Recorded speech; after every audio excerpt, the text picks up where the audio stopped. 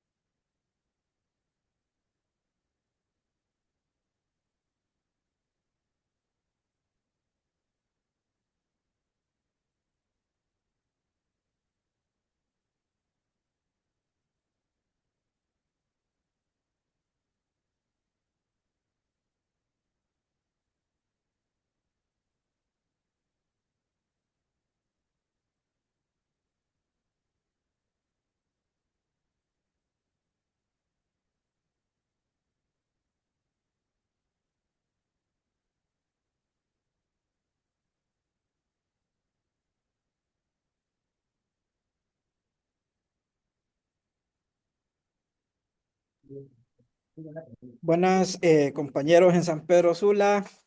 Quiero saber si están viendo pantalla o pueden ver ya pantalla. Sí, se ve, profesor. Ah, Sí, mu- sí, se ve. Perfecto, muchas gracias. Bueno, entonces vamos a dar inicio a lo que es la capacitación del día de hoy. Hoy vamos a tocar el tópico de la electricidad en física y se aplica en ciencias de la salud en conducción nerviosa. Entonces, se viene una serie, digamos, de presentaciones referente todo a la electricidad. Es decir, que en física, una vez que hemos estudiado carga eléctrica, fuerza eléctrica, campo eléctrico, potencial eléctrico y capacitancia, entonces es muy propicio poder dar las siguientes presentaciones, porque es la aplicación de esos 5 temas que les acabo de decir. Es la aplicación de la electricidad en general y va a ser mediante conducción nerviosa. Luego vamos a estudiar los potenciales de respuesta lenta y rápida.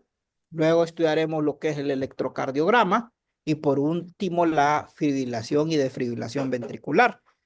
Esos 4 presentaciones van a ser parte de la capacitación de tópicos aplicados de la física aplicada en ciencias de la salud. y son los que vienen a continuación. Entonces, anteriormente se estuvo hablando un poco de presión sanguínea, luego se habló de viscosidad y se habló también de la fisiología del oído. Entonces, pasamos ahora a otra área como la electricidad. Eh, Presión sanguínea y viscosidad son temas para física médica y fisiología de la audición son temas para biofísica y ahora conducción nerviosa pues también sería para biofísica. Bueno, entonces vamos a entrar en materia. La presentación pues a diferencia de viscosidad, digamos, está hecha muy aplicada, o sea, no voy a comentar tanto de los aspectos o cantidades físicas, sino que de la aplicación ya en sí, de la electricidad, como les decía, aplicación de carga eléctrica, fuerza eléctrica, campo eléctrico, potencial eléctrico y capacitancia.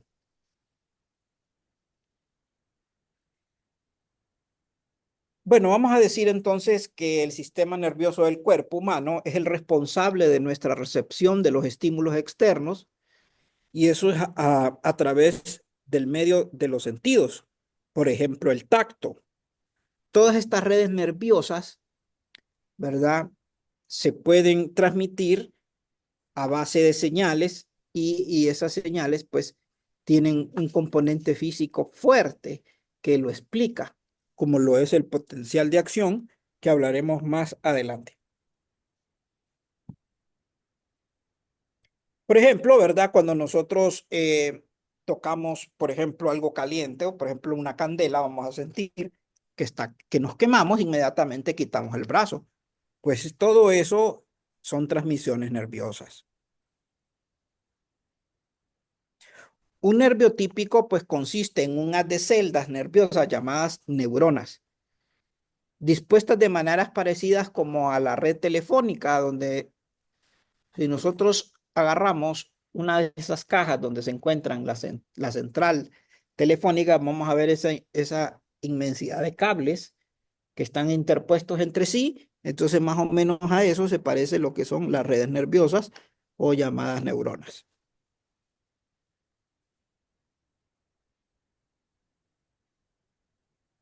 Entonces, ¿cómo está estructurada una neurona? Pues una neurona está estructurada de la siguiente forma. Tiene lo que es el soma, que es esta parte de acá, que el soma es la parte donde se recibe la información de otra célula y la procesa. Al procesarla, la transmite. Este soma tiene ramificaciones, que son estas que ven acá, y que se le llaman dendritas. Estas ramificaciones se le llaman dendritas, como lo vemos ahí. Entonces, de alguna manera tenemos el soma, que es esto. Ahí podemos ver el núcleo de la célula y ramificaciones o protuberancias en el soma llamadas dendritas. Entonces, las dendritas son las que se encuentran en el soma.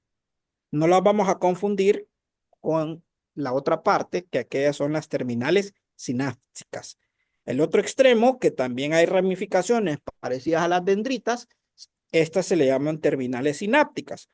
Y la diferencia es que sus tallos finalizan en los que son los botones sinápticos, unas especies de esferitas que ven ahí, que son las que permiten que se transfieran o surjan los neurotransmisores.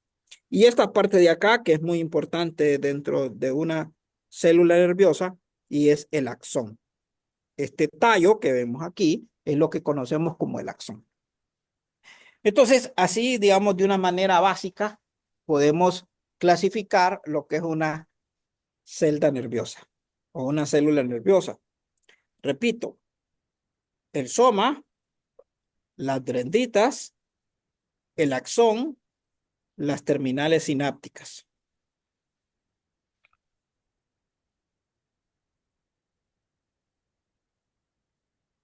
El cuerpo humano contiene alrededor de 10.000 millones de neuronas y cada neurona puede tener varios cientos de sinapsis. Hacer funcionar el sistema nervioso en el cuerpo humano es aproximadamente el 25% de la energía de cada día. Entonces, la energía que tomamos por día, el 25% de esa energía, o sea, un cuarto, se consume en el sistema nervioso. Es interesante, si nosotros miramos los botones sinápticos con las terminales sinápticas, podemos verlo acá de una manera más amplia. Es eso que ven ahí. Entonces, de un botón sináptico a otro es lo que sucede el fenómeno de la sinapsis. O sea, la transmisión nerviosa es una señal eléctrica que se transfiere de una neurona o de un nervio, neurono, de una neurona a otra. ¿Qué es un neurotransmisor? Los neurotransmisores son esas partículas que son bioquímicas que se encargan de transmitir la señal eléctrica o la señal nerviosa de un nervio a otro. Y en sí, ¿qué es entonces un neurotransmisor? Es una sustancia química que se encarga de la transmisión de las señales desde una neurona a otra o a la siguiente. Si no estuvieran los neurotransmisores, no habrían conexiones químicas entre ellos. Entonces nosotros sabemos que en nuestro contexto físico, las fuerzas eléctricas o electromagnéticas, la partícula que hace posible eso son los fotones. Y en el mundo de la gravedad, pues son los gravitones. En el mundo de los fuerzas fuertes son los gluones. Entonces, algo muy parecido a eso, para que suceda las sinapsis, tienen que estar entonces los neurotransmisores. Entonces, los neurotransmisores es lo que hace posible esa conexión eléctrica.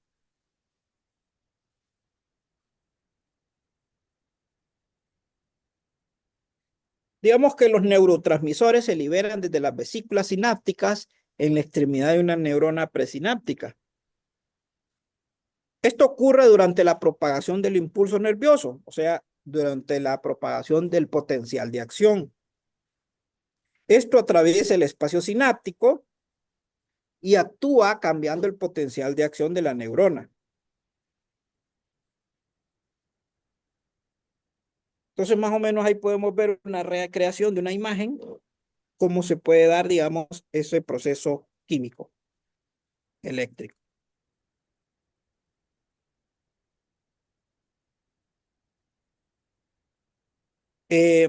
Hay muchas de esas neuronas, neurotransmisoras, se han podido, pues, descubrir alrededor de unas 50 neurotransmisoras. Hoy sabemos que son las encargadas, pues, de, como les he estado repitiendo, de la transmisión nerviosa, pero también de los estados de ánimo. Hoy en día se sabe que, pues, la depresión surge de una escasez de un tipo de esas neurotransmisoras. También el tiempo de reacción de nuestro cuerpo también tiene que ver con la escasez de esas neurotransmisoras. Entonces, digamos que una reducción en las serotoninas y las dopaminas, que son una de esas neurotransmisoras, producen una depresión como enfermedad. No hablamos de depresión de que un día está bajado, porque eso es normal en el ser humano. Hay días que el ser humano amanece bajado y simplemente con salir al sol se alegra a la persona. ¿Por qué? Porque a veces solo es un bajón de neurotransmisoras y el sol se encarga de estimular otras. Pero ya la depresión, por decirlo así, ya es una enfermedad. Entonces es algo muy continuo, a tal punto que si no se trata, la persona tiende a no querer seguir viviendo. Entonces se ha encontrado que es una falta de serotoninas y dopaminas. Muchas de las dopaminas se suelen encontrar en el sol, con los rayos del sol. Entonces, por esa razón, para una persona depresiva, es muy importante de que le reciba los rayos del sol, ver la luz. La luz le alegra la vida a todo mundo y no digamos a una persona con depresión. Entonces, justamente los fármacos lo que se encargan es estimular lo que son las nerotoninas y las dopaminas para poder combatir, por ejemplo, esa enfermedad como la depresión. Entonces, aquí les comento de las principales, hay más o menos 50, pero las de las principales son la aceticolina, como lo pueden ver ahí, la que les acabo de hablar ahorita, la dopamina, encefalinas, endorfinas y la que les acabo de comentar ahorita, las serotoninas. Entonces, esas digamos que son las principales. Ahora vamos a hablar del axón.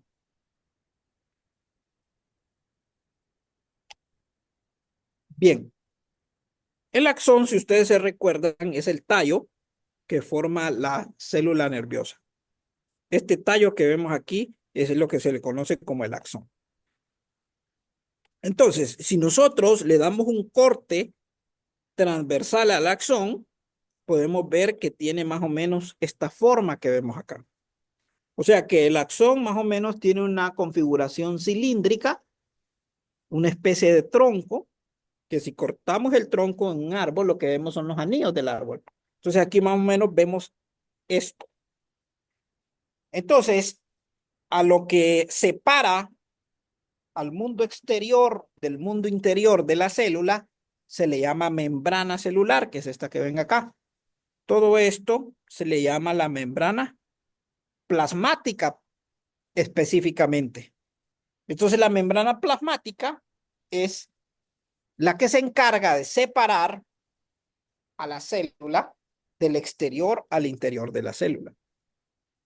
Más o menos, si hacemos un corte de la membrana plasmática, más o menos tiene esta forma, donde está, pues, conformada por diferentes capas que los estudiantes de medicina lo estudian muy bien en procesos biológicos, o sea, en biología, como es el colesterol, las proteínas, es más, los canales son de proteínas, fosfolípidos. Nosotros, pues, como nuestra área es la física, nos vamos a enfocar más en la parte eléctrica, pero sí, siempre es bueno, pues, describir un poco de la parte biológica.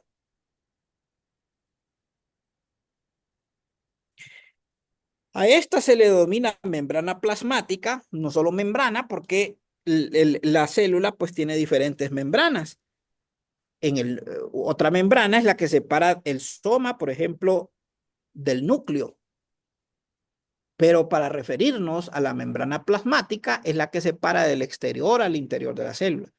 Entonces nosotros no podemos decirle la membrana porque la célula tiene muchas membranas.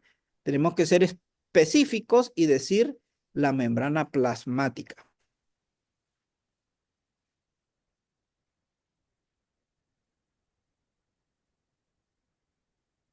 Esta membrana, como dice ahí el título, la membrana plasmática, pues tienes puentes que permiten transferir o permiten comunicación del exterior al interior de la célula o viceversa. Estos puentes se le llaman canales iónicos. Son de proteínas y son especies de poros que permiten que moléculas cargados, o sea, ionizados, permiten que entren o salgan de la célula. A eso se le llama flujo iónico. El flujo iónico es el flujo de estos iones que permiten entrar o salir de la célula.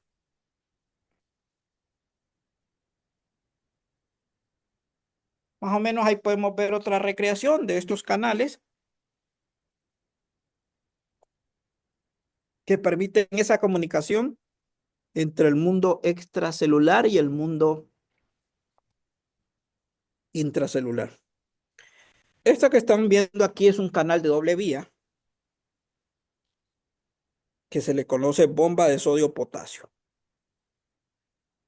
Esa bomba de sodio-potasio es como una autopista de 2 vías, mientras que los otros canales, como estos, solo son de una sola vía. Algo muy importante es entender cómo es la concentración iónica en una célula nerviosa. Entonces, aquí esta figura que aparece en el libro, por ejemplo, en el libro de Wilson Buffa, nos muestra que al exterior de la célula hay una cantidad de iones y en el interior también. Entonces, imagínense que yo hago un corte, por ejemplo, esto, así, hago ese corte y lo plasmo en esta figura. Toda esta zona es el mundo intracelular y toda esta zona de acá es el mundo extracelular. Entonces vamos a aprender que el mundo extracelular es rico en iones de sodio, cloro y potasio, pero que el que más abunda son los de sodio. El sodio es abundante en el exterior de la célula y son los que en esta gráfica pues están dibujadas de color verde. El cloro son las partículas de color rojo y el amarillo son las de potasio. Mientras que en el centro o en el interior, mejor dicho, de la célula se encuentran las mismas cantidades iónicas, las mismas partículas, pero ahora el interior es exceso en potasio. O sea que hay más potasio en el interior que sodio y en el exterior hay más sodio que potasio. Entonces, el exterior es rico en sodio y el interior es rico en potasio. 1, 2, 3, 4, 5, 6, 7, 8. 1, 2, 3, 4. Entonces vemos que en más abunda es el potasio. Y en el exterior, quien más abunda es el sodio. Entonces, esto está constituido así. Así está constituido la célula. Y quien nos explica que los iones anden ahí en el mundo extra e intracelular son los conceptos físicos, por ejemplo, las fuerzas eléctricas.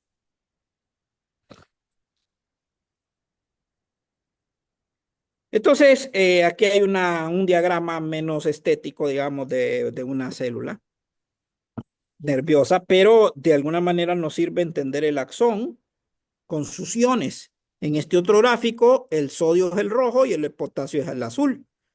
Como podemos ver en el exterior de la célula, es rico en rojo, o sea, sodio. Y el interior de la célula hay más azul, o sea, potasio, es lo que yo les acabo de hablar. Pero lo más interesante es que en la membrana celular van a existir iones positivos acumulados en el exterior de la superficie, iones negativos en el interior de la superficie, como podemos ver ahí.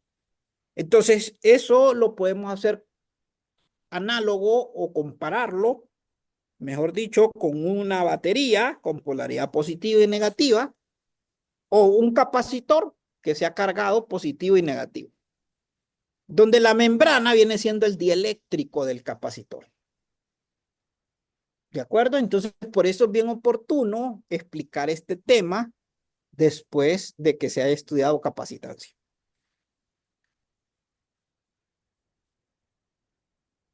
Entonces, cuando los iones se encuentran de esta forma, positivo en el exterior y negativo en el interior, tiene un nombre esa membrana. Se le dice que la membrana se encuentra polarizada. Entonces, la polarización es acumulación de iones positivos en el exterior de la membrana y iones negativos en el interior de la membrana. Entonces, en ese estado se le dice que el estado de la membrana está polarizado.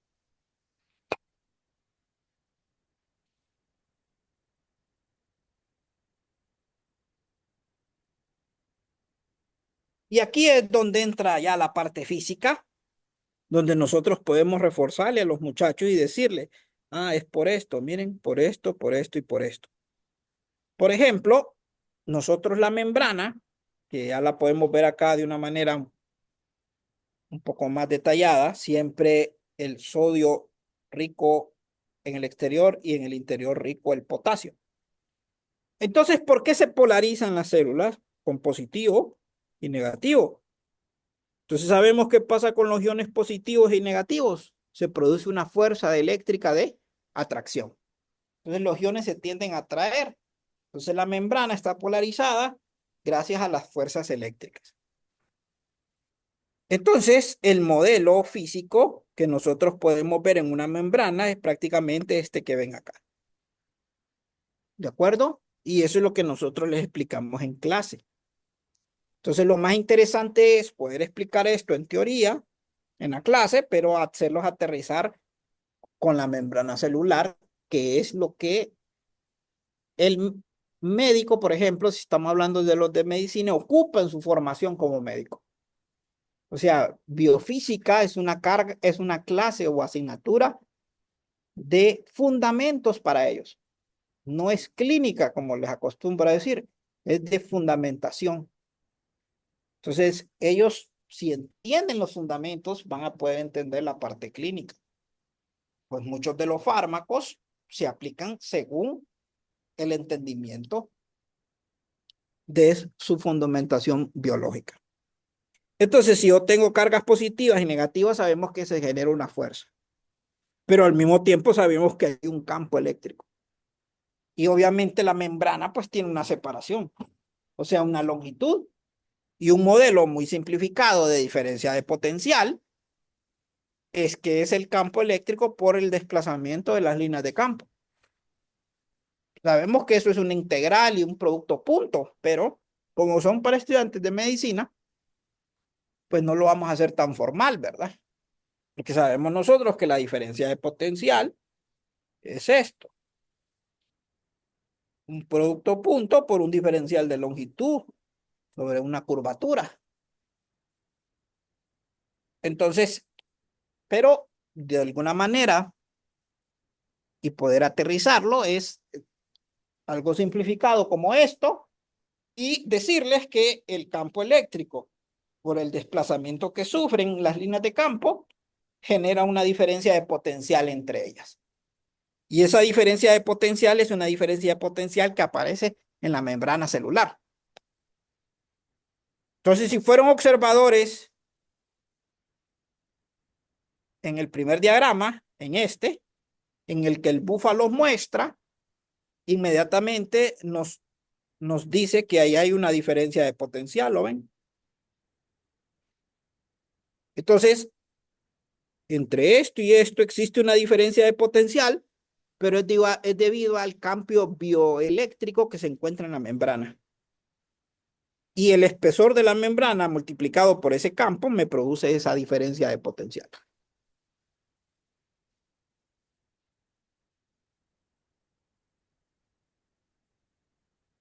Entonces, a mí me gusta decirles a los estudiantes que para poder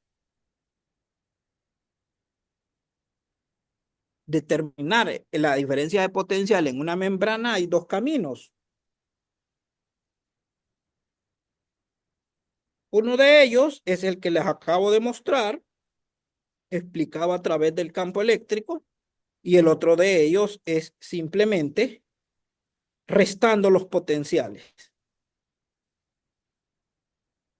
Si yo resto el potencial que hay en el interior de la célula con el potencial que hay en el exterior de la célula, genera una diferencia de potencial, que en los libros de ingeniería llegamos a decir el potencial A menos el potencial B.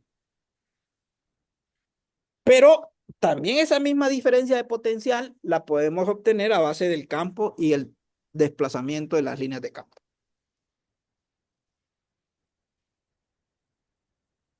Entonces, ¿por qué es interesante esto?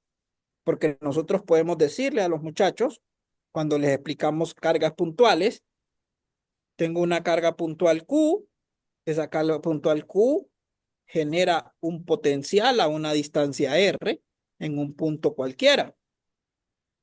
Entonces, este montón de iones que vemos acá generan un potencial neto en el exterior, conforme a un escalar como este.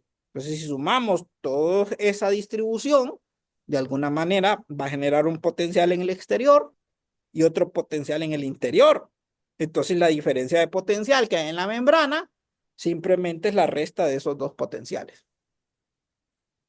Entonces, por eso podemos ver que la membrana es realmente un capacitor o una batería, si nosotros queremos compararla.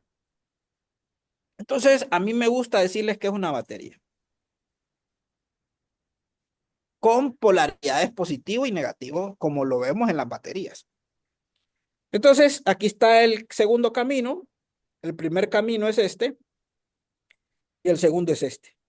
Esa diferencia de potencial entre el positivo y el negativo, o sea, entre exterior e interior, se calcula simplemente con el potencial en el interior, restándole el potencial del exterior.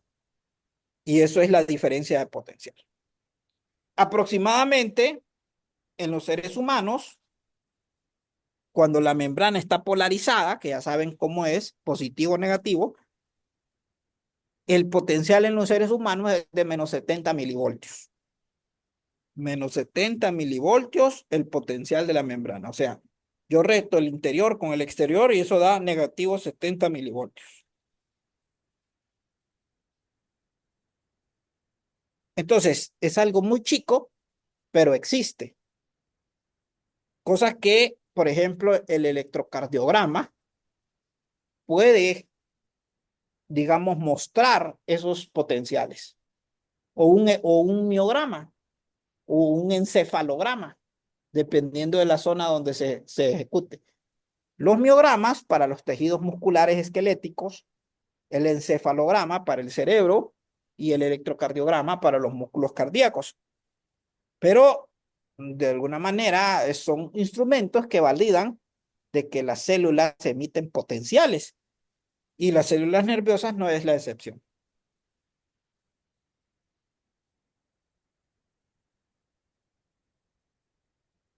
Hablando de la conducción de la señal, esto es así. Cuando se recibe un estímulo, inmediatamente viaja a través de toda la red de nervios. Pero cada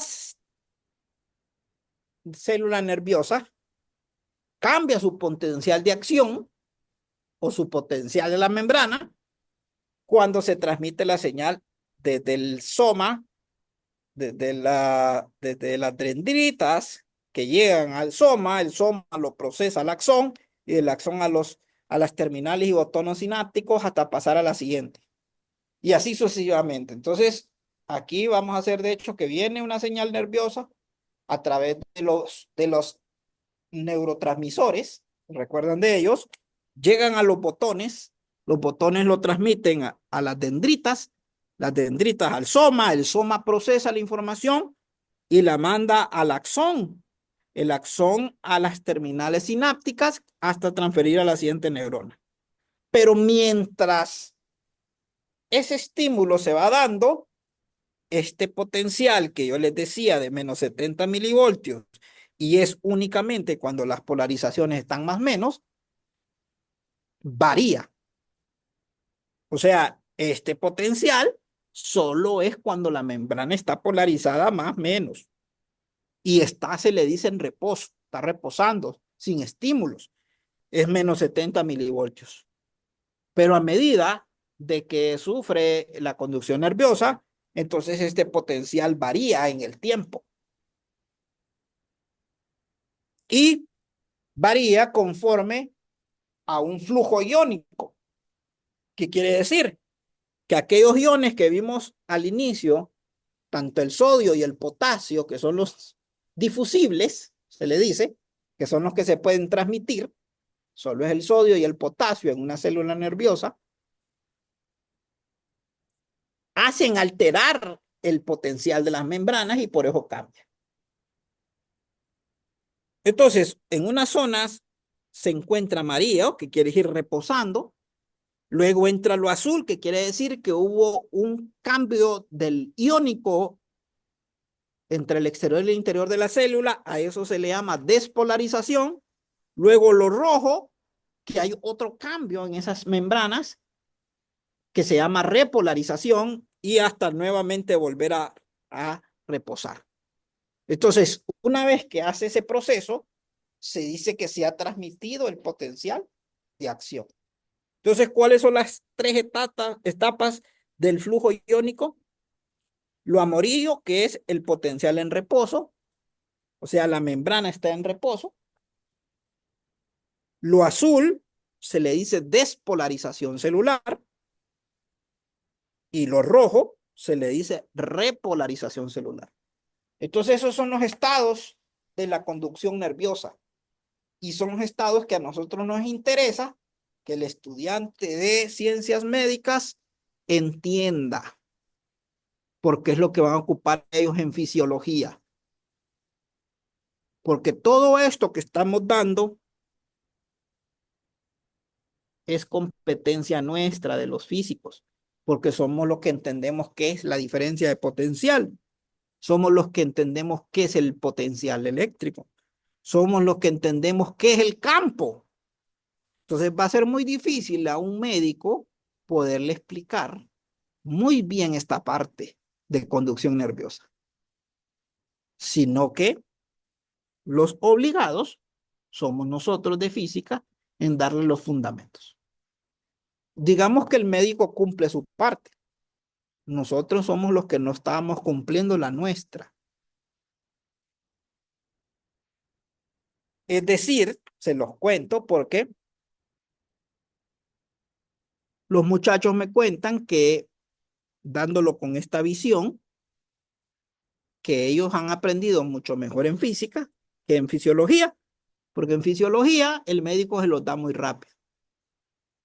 Obviamente el médico lo da veloz porque a él le interesa más es enseñarles todos los procesos fisiológicos. La conducción nerviosa es uno de ellos nada más, pero son muchos.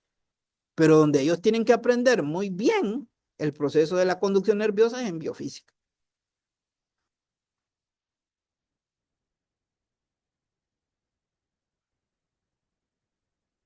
Es como que, digamos, los que estudian eléctrica. A- a- el ingeniero va a resolver el circuito y a punto. Pero él es el que tiene que enseñar, el alumno tuvieron que haberle enseñado ecuaciones diferenciales. Entonces el médico lo mismo, él da conducción nerviosa, pero nosotros tuvimos que haber enseñado conducción nerviosa desde el punto de vista de los flujos iónicos.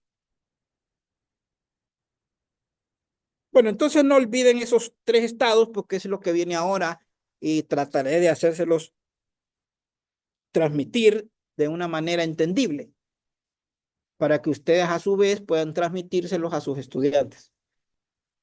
El amarillo es potencial en reposo o membrana en reposo.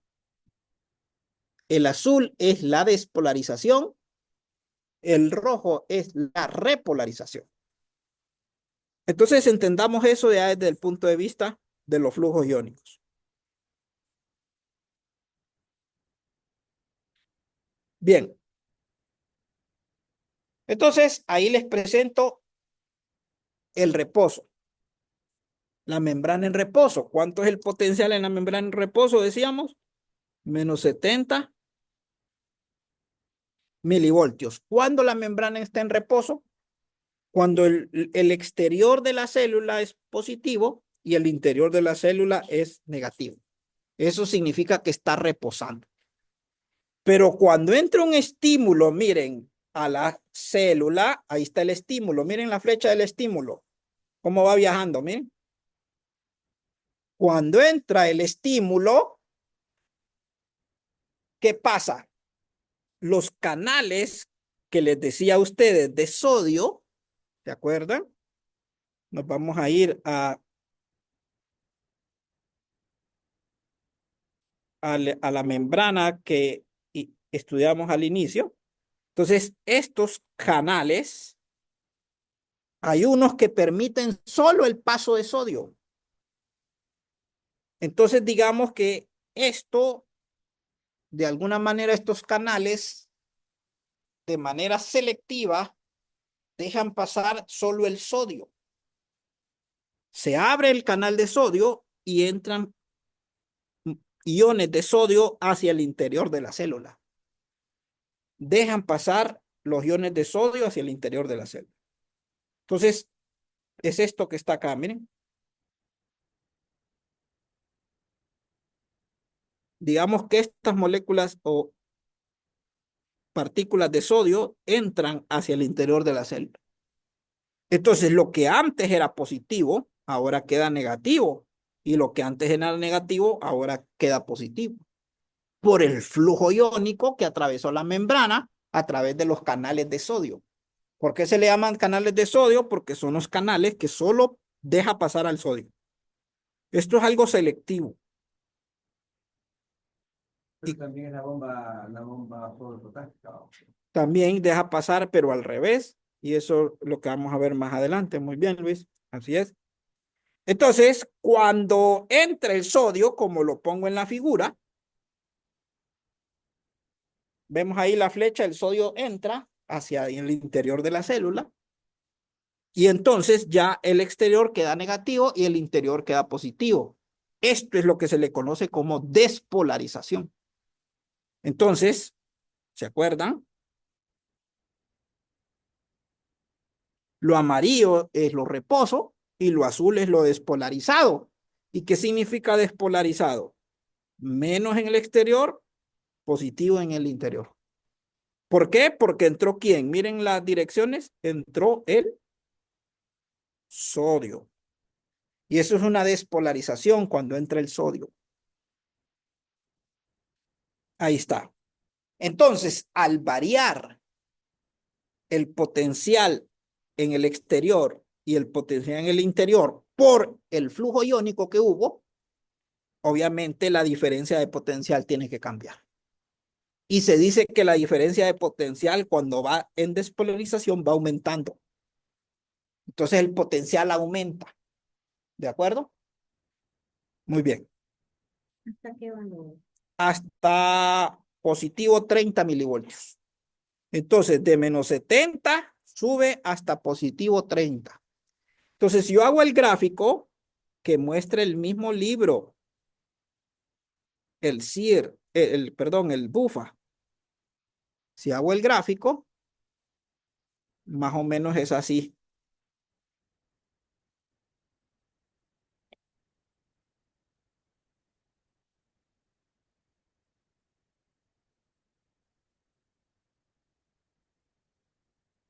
Entonces, este valor de acá es el menos 70 milivoltios, que es cuando esté en reposo, y el eje Y es la diferencia de potencial y el eje X es el tiempo.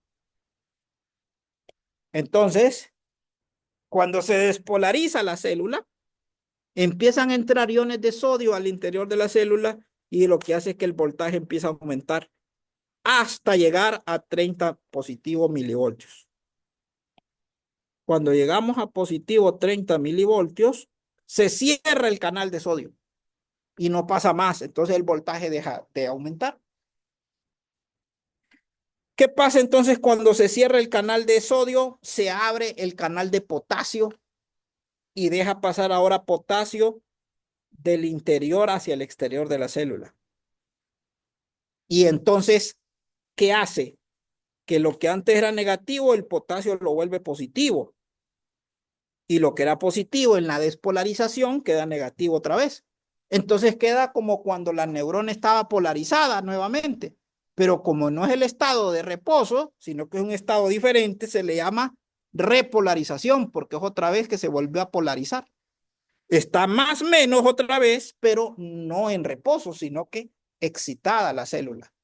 ¿De acuerdo? Y eso se llama repolarización, porque el potasio ingresó hacia el salió hacia el exterior de la célula. Entonces, digamos que en reposo, en el exterior abunda el sodio y en el interior abunda el potasio. Pero en despolarización es al revés. Ahora el que abunda en el interior es el sodio. Y en repolarización, en el exterior, quien abunda es el potasio. ¿De acuerdo? Entonces, en repolarización, el potasio abunda en el exterior y en reposo, en el exterior, quien abunda es el sodio. ¿Ven las diferencias? Por eso el reposo y la repolarización no pueden ser iguales, porque en el reposo el sodio abunda en el exterior de la célula, mientras que en la repolarización quien abunda es el potasio, porque es el que dejó salir el flujo iónico de potasio. ¿Hasta ahí todo bien? Entonces, mientras el potasio sale, o sea, los canales de potasio permiten que los iones del potasio salgan de la célula, lo que observamos en el potencial de la membrana es que empieza a caer hasta estar por debajo del potencial en reposo. De ahí se cierran los canales de potasio. ¿Qué quiere decir? Que ya no deja pasar más potasio, pero el exterior de la célula queda rico en potasio. Y ahí tenemos un problema, porque no es el reposo. Entonces, ahí es donde entra la bomba sodio-potasio.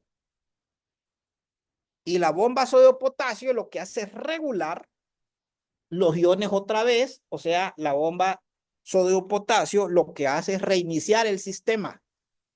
Entonces, ¿cómo lo reinicia? En repolarización, en el exterior, ¿quién es abundante? El potasio. Entonces, deja entrar 2 iones de potasio, así de selectiva es, pero deja salir 3 iones de sodio. ¿Cómo está el desbalance? A favor del sodio para afuera. Salen 3 de sodio, pero entran nada más 2 de potasio. Con eso lo que hace es volver a hacer que el sodio sea en el exterior dominante. Y eso significa, en términos de membrana, vuelve al reposo. Entonces, literal, la bomba sodio-potasio reinicia el sistema de la repolarización al reposo. ¿Y lo hace por medio de qué? Dejando salir 3 iones de sodio y dejando entrar 2 de potasio, volviendo al sistema como era al principio, con más sodio en el exterior y más potasio en el interior. Ahí volvemos al reposo. ¿Qué pasa? Que la bomba sodio-potasio es esta parte de la gráfica y de ahí vuelve al reposo. Pues de ahí vuelve a hacer otro estímulo, se vuelve a repetir. Y esto sigue así y sigue así en la conducción nerviosa.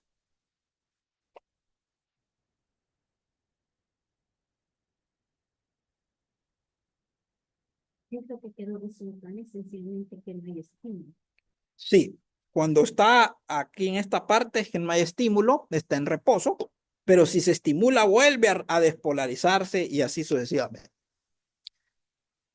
Entonces, ahí termina lo que es la bomba sodio-potasio, su explicación, la repolarización, su explicación, la despolarización, su explicación y el estado de reposo. Entonces, vamos a hacer un repaso para que se nos queden esos estados. Cuando estamos más o menos con el exterior dominante, ¿quién? El sodio. Y en el interior dominante, el potasio. Entonces, a eso se le dice reposo. En términos de signos de carga, positivo en el exterior, negativo en el interior. Viene y se estimula la célula. Entonces, ¿qué hace la estimulación? Que se abren los canales de sodio. El sodio entra al interior de la célula. Entonces la célula se despolariza. El sodio entra y al despolarizarse significa menos afuera y más adentro. Esto va avanzando en el tiempo hasta que deja de permitir entrada de sodio y abre los canales de potasio y hace que el potasio salga. Al salir el potasio, entonces ahora se vuelve a polarizar positivo o negativo, pero en el estado de repolarización. ¿Dominando quién en el exterior? El potasio. Bueno, para reiniciar, se cierran los canales de potasio y viene la bomba sodio-potasio y viene a regular eso, haciendo literal, agarrando dos partículas de sodio. Ahí está. Agarrando dos partículas de potasio hacia el interior y agarrando tres partículas de sodio hacia el exterior. Miren, 2 deja entrar y 3 deja salir. Eso reinicia el sistema. Volvemos otra vez a dominar en el exterior el potasio, el sodio, y en el interior el potasio. Entonces eso es reposo. ¿Estamos bien ahí? Entonces, ahora viéndolo gráficamente como lo explica el BUFA, es así. Entonces, la número 1 es reposo. En el reposo no hay estímulo, entonces todos los canales están cerrados. No hay entrada ni salida de uno del otro.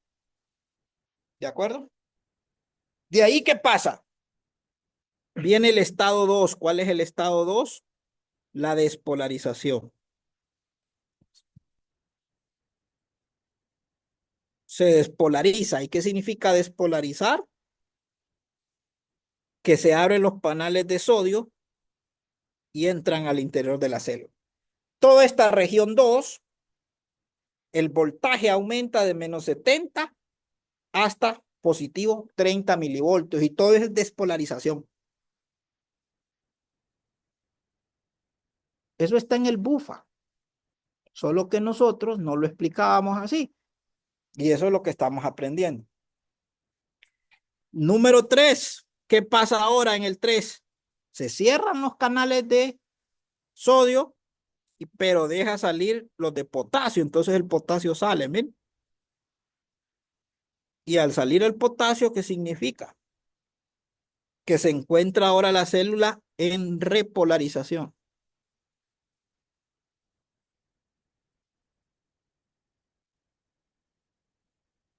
Empieza a salir el potasio, hasta que se cierran los canales. Entonces el voltaje baja hasta estar por debajo del menos 70. En esta curva, la 4, es lo que se le conoce como la bomba sodio-potasio, que el BUFA lo medio mienta. Bomba molecular sodio-potasio de transporte activo. Y entonces es la que hace el canal de doble vía. ¿De acuerdo? Entonces ahora cuando nosotros miremos diagramas de membrana, ya no nos vamos a sorprender porque ahora ya vamos a entender. Miren, ahí está. Esta es un canal ¿de qué? De sodio. Ahí está, deja entrar el sodio. Este es un canal ¿de qué? Potasio, deja salir el potasio. ¿Y este cuál es? La bomba sodio-potasio. Miren, siempre deja salir 3 de sodio y solo deja entrar 2 de potasio. ¿Lo ven? Entonces, ahora que miramos una membrana, ya la identificamos. En el BUFA, este gráfico, acá está, miren. Ahí están los canales, miren. Donde deja entrar y salir, dependiendo de la situación en que esté el flujo iónico. Ahora viene lo más importante de todo. Entonces yo les decía a Carlos y a los profesores que nosotros en el examen a los alumnos les podemos dar este gráfico. Explicárselos como se los estoy explicando yo a ustedes. Pero a los alumnos se les puede explicar igual y se les pone en el gráfico. Y se les dice, la fase 2 es una fase de repolarización, verdadero o falso. Entonces va a poner falso, porque es una fase de despolarización. La fase 3 es una fase de repolarización, verdadero. O selección única. Indique o subraye la respuesta correcta. ¿Cuál es la fase de bomba? ¿Cuál es la fase 4, digamos? Entonces él tiene que encerrar bomba sodio-potasio. ¿De acuerdo? Podemos poner distractores, pero que él sepa que esta es la bomba sodio-potasio. Ahora, ¿por qué les hago esa sugerencia de evaluar los gráficos? Porque a la hora de explicar el electrocardiograma, se basa uno en la conducción nerviosa. Entonces, si logramos entender las fases de la conducción nerviosa, se nos va a hacer fácil entender las fases del electro. Entonces, cuando ahora un estudiante de biofísica mira un electro, que más o menos es así, obviamente un poco diferente a la de las células nerviosas, ya va a tener las competencias para entender cada una de estas crestas y valles, cada una de esas fases, porque ya hemos explicado antes en la conducción nerviosa. O sea, lo que les estoy diciendo es que me tomé todo este tiempo de volvérselos a explicar porque lo vamos a ocupar la otra semana para entender el electrocardiograma. Bien, entonces, por eso me interesa a mí que el estudiante pueda identificar cada una de esas fases porque después se le va a hacer más fácil entender el electro. Imagínense ustedes que nuestro estudiante de biofísica salga entendiendo la célula nerviosa, conducción nerviosa, el electrocardiograma, que son las células de marcapaso. Cuando lleguen a fisiología, van a ir realmente como debe de ser, con la base biofísica. Y eso es lo que nosotros queremos. Bien, ¿qué es el potencial de acción? Los biólogos que explican esta parte para los médicos o para ellos mismos, para sus estudiantes de biología, les llaman mucho el potencial de acción. Ellos dicen mucho el potencial de acción. El potencial de acción es el que permite la conducción nerviosa. Pero si usted agarra un biólogo o agarra un médico y le dice, pero explíqueme entonces qué es el potencial de acción, le va a decir, es el potencial que permite la conducción nerviosa. Sí, pero ¿cómo se define? No lo saben porque no tienen por qué saberlo, porque para eso estamos nosotros. Nosotros sí tenemos que sabérselo para explicárselos a ellos. Y eso es lo que les voy a explicar ahorita, que también está en el BUFA. El potencial de acción realmente lo que es una diferencia de potencial. Nosotros agarramos el potencial pico y le restamos el potencial en reposo y esa resta es lo que da el potencial de acción. Entonces agarro el potencial pico, que es positivo 30, el menos de la fórmula, porque es una diferencia de potencial, y el potencial en reposo, que por sí solo es negativo. Entonces, menos por menos, ¿cuánto da? Más. 70 más 30, 100. Entonces, ¿cuánto es el potencial de acción de una célula nerviosa? 100 milivoltios. Entonces, se los aseguro que un estudiante de medicina pasa fisiología o pasa biología 1 y sabe que el potencial de acción de las células nerviosas en el ser humano son 100 milivoltios.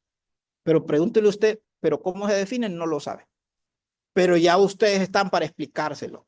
Es la resta entre el potencial más alto y el más bajo. Entonces, ¿qué quiere decir? Ahí está el gráfico, miren. Ahí lo explica el BUFA. La escalera que hay entre menos 70 y positivo 30 es el potencial de acción. ¿Cuánto hay desde 70 a 30? 100 milivoltios de peldaño.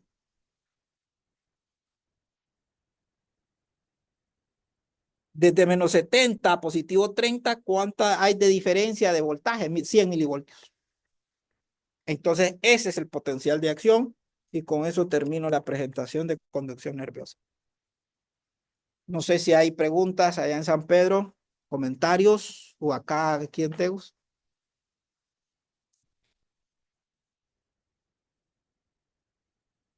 Ese estímulo que le damos a la célula. Probando. Solo quería saber yo si ese estímulo que le damos a la célula solamente es un impulso eléctrico. Un impulso eléctrico. Ah, perfecto.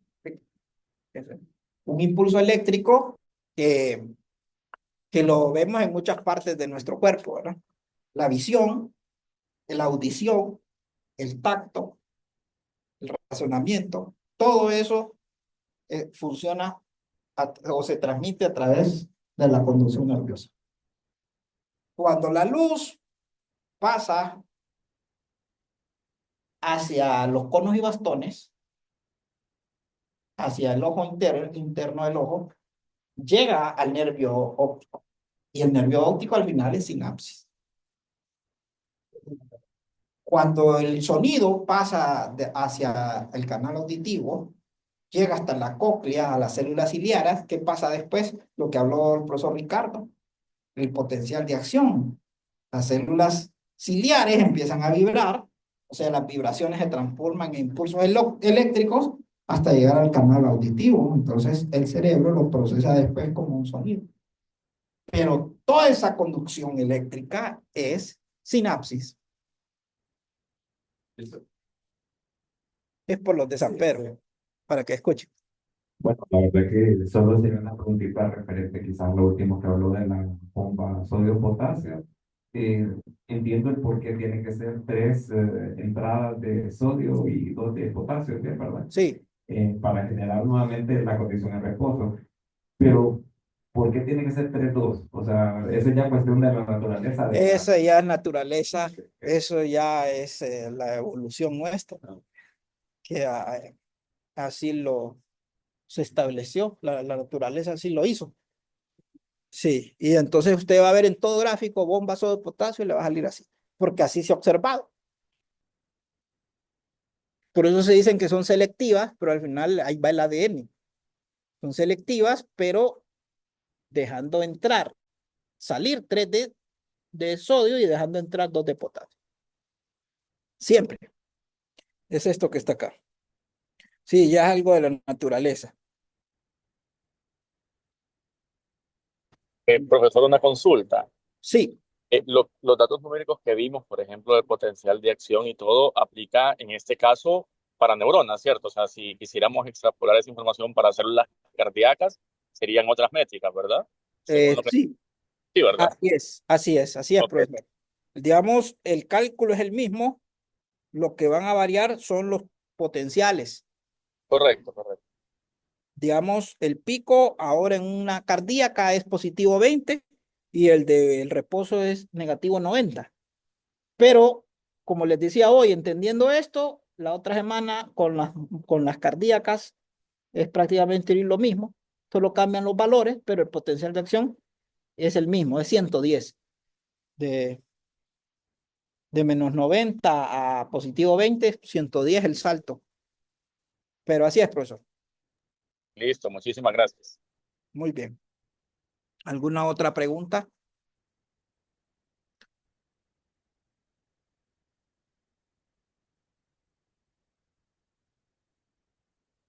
Ahora, el flujo iónico es bien interesante porque recuerden que las líneas de campo, según el positivo y el negativo, van cambiando y la fuerza eléctrica hace que se cambie de su dirección. Entonces, o sea, realmente el flujo iónico, las líneas de campo me determinan la dirección con la fuerza. Ley de Coulomb, campo por carga, campo, fuerza, ¿verdad? El vector está... Está oscilando por el cambio de las polaridades. Por eso es un voltaje que cambia en el tiempo. Pero yo les digo a mis estudiantes, cuando les enseño esto, cuando miran un electro, y se echan a reír, ¿va? Porque les digo, por lo menos cuando vean esto, acuérdense de biofísica que el eje Y es el cambio de potencial de las membranas. Por lo menos acuérdense. Entiendo, profesor, y ahora sabemos que esas ondas son voltaje. Solo que como son chiquitos, son milivoltios. Bueno, entonces cerremos por aquí y nos miramos el próximo viernes. Ya vamos a hablar entonces ya de los potenciales en las células del corazón y comúnmente se le llama miocárdicos. Vamos a hablar de potenciales auriculares y ventriculares y los potenciales en las células de marcapaso. Bueno, gracias, muchachos. A orden, hasta luego. Feliz fin de semana. Nos vemos. Gracias. Nos vemos. Nos vemos.